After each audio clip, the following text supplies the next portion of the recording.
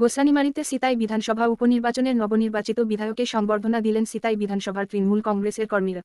উপস্থিত ছিলেন সাংসদ জগদীশচন্দ্র বর্মা বসুনিয়া, বিধায়ক সঙ্গীতা রায় বসুনিয়া, জেলা পরিষদের বিদ্যুৎ কর্মাধ্যক্ষ নূর আলম হোসেন, দিনহাটা এক পঞ্চায়েতে সমিতির সভাপতি তপতি রায় সহ একাধিক তৃণমূল কংগ্রেসের নেতানেত্রী এবং কর্মীবৃন্দ।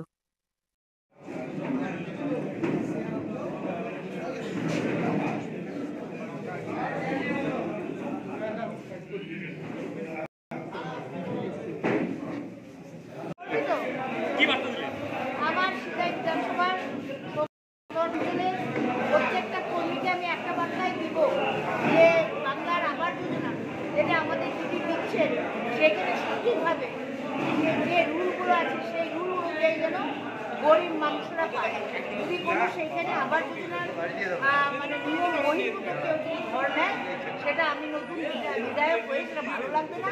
সেই বার্তাটাই আমি সকলটা অঞ্চলে আমার কর্মীদের, আমার ব্লক কর্মী, আমার বুথ কর্মী তাদের বলে, ঠিক আছে? কর্মীদের অনেকগুলো প্রোগ্রাম দেওয়া আছে। প্রথম হচ্ছে আমরা দ্বিতীয় কথা হচ্ছে